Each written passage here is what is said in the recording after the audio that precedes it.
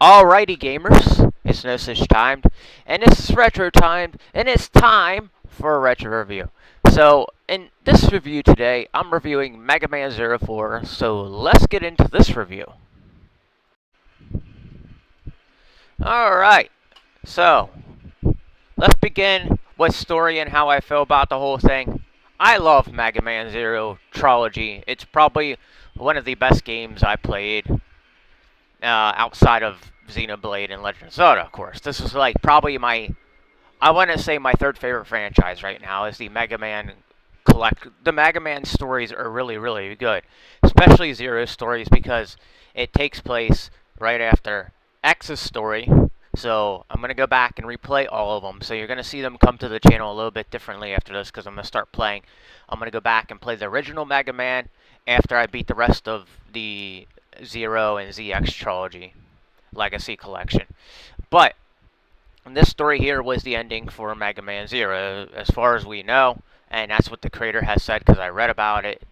It has a very, very tragic ending, but things do end up panning out in the end at the same time.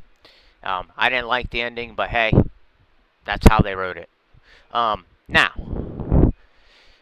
story-wise, is very good. It starts off with the continuation of the rest of the Zero games, and in this one, Dr. Will is back, and he's sending more of, I want to say, Mavericks after you. Mavericks are the form of a Reploid, but it's a malfunctioning Reploid that goes bad on humanity. So that's why I'm starting to learn a little bit about the lore. And you can correct me if I have it wrong in the comment section. But this story is beautiful. It's unlike any other story, and that's why I've enjoyed it so much, even up to the very ending. And it's totally worth playing. If you haven't played these, I suggest doing so because they are very, very good stories. They are continuations of other stories. I believe this is the continuation of X, Mega Man Zero 4. From what I've been told, it's 100 years after. I don't know too much, but I'm learning as I go. Now, these Dr. Wills is back in this one, which is the main villain of Mega Man Zero 3.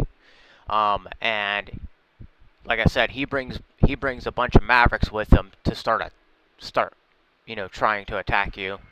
Or I'm not sure if they're Mavericks or Reploids. Again, correct me in the comment section. But it's just I can't talk about the story too much because it is going to give away a lot of stuff.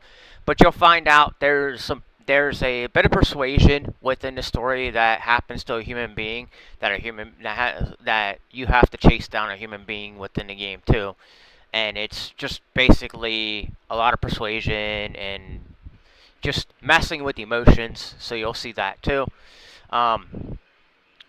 Yeah, the story's great. Again, I suggest playing these. This one was a bit different because of certain things.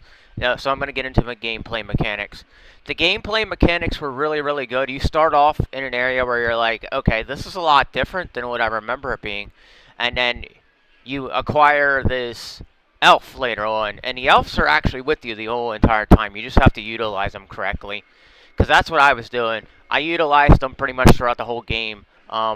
You can't turn all of your elves up to 21, is what the rule is. So at the end of the game, because the boss was like a little bit difficult, but it helped me get through the boss easier. It really, really helped me a lot in that aspect. I turned it up to like 20, and then I had everything going off all at once, just launching at the boss. But you start off with a really small health meter, and once you get your elf, the health meter goes higher, and you have a lot more life. And there was this part I was stuck. I was like, huh. I'm going to see what happens when I use this elf and see if it helps with anything. So, yeah, the elves definitely help in this game. You get one elf, but it's in the form of multiple elves, and you actually end up like being able to succeed that way. I'm not so you have your health elf, your revivability elf, or your health elf, like the normal elves you had. The only one I didn't see is the one where it cuts the boss's health down into half. Now, after experiencing that, it made my gameplay experience a lot easier, and I wasn't struggling as much.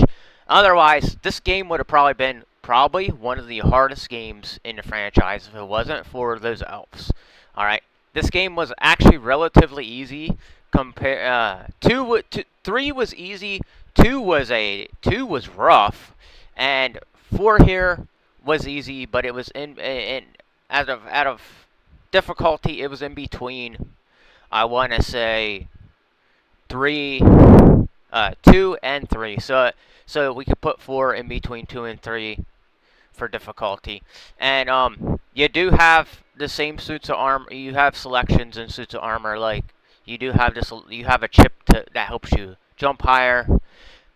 Things like that, and you add other specific mechanics into your suit to help you get better. And there's parts you can find which I didn't really explore too much into, but that would probably give you better weapons, something like that. But I just basically ran the story through because I like the stories of these games. The replayability, I'm gonna go back and play them again because I know these are games that I'm not gonna forget and I'm really gonna enjoy.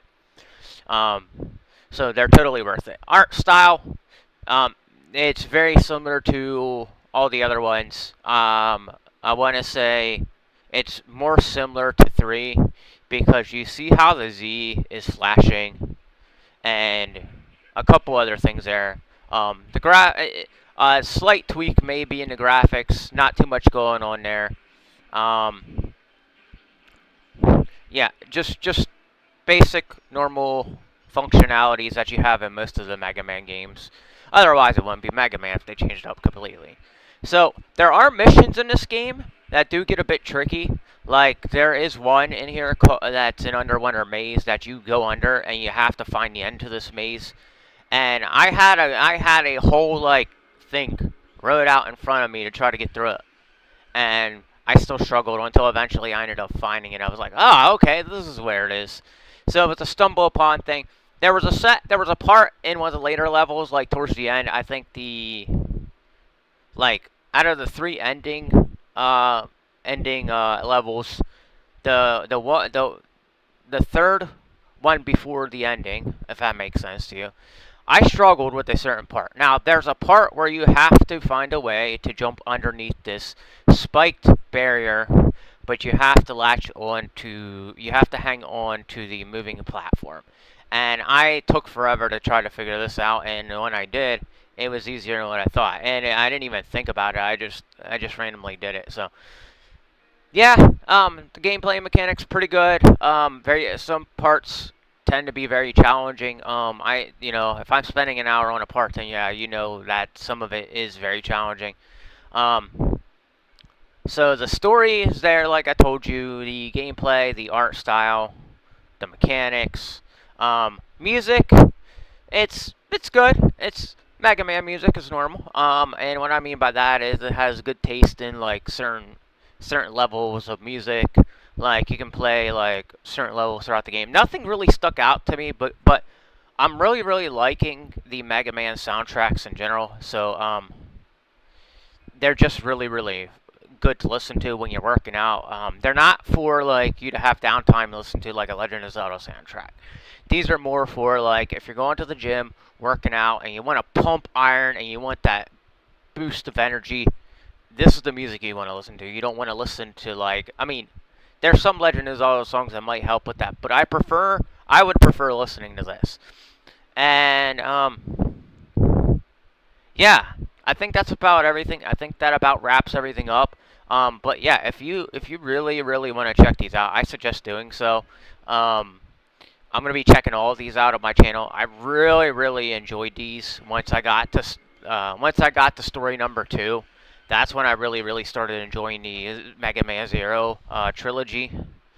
So yeah, I'm gonna go back to the big screen now.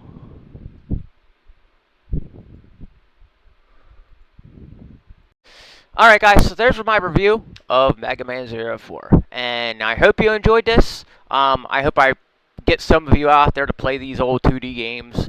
I hope at some point this trilogy gets remastered. I'm gonna check them all out, and I hope that they at some point remaster one of these trilogies, because Mega Man Zero was a good trilogy, and they could combine all the games into one to make a game for modern day consoles, and it'd be the exact same story as there was in this game. But I really, really enjoyed this. And I suggest that anybody that hasn't played this, please go check these games out. They're retro classics, and that's why I put them on this channel here. But yeah, I really, really enjoyed this story. Also, I hope there is a Mega Man Zero 5 because of the way the story ended. There's a lot of stuff in it that makes me wonder, hey, will there be a continuation of the next story, or Mega Man Zero 5 in this? And from what I read, this was the ending to it, but I don't know. There was stuff in the game that was said that made me think, will there possibly be something in the future? Now, as for if the guy wants it to end, well, we'll let it end. But I still feel like there's a good possibility for a continuation of this. Now, I haven't checked out the rest of ZX and ZX Advent, sorry, because those aren't part of the Zero storyline. They're still a part of this, and all that. But like, I don't know. It's 100 years after, so I could probably just wait and go off and play something else, and then come back to that later, which I might end up doing. But yeah, guys, if you like these reviews, expect more from me here. Also, if you like this, please subscribe to the channel. I'm looking for subscribers. This channel is very, very small, and I'm hoping to grow this channel. And also, if you like what you saw here, hit that notification bell and hit the like button to get more from me, or to know more from me is coming your way. And also, guys, I guess that's about it. So, yeah, keep gaming, gamers, and thank you for watching.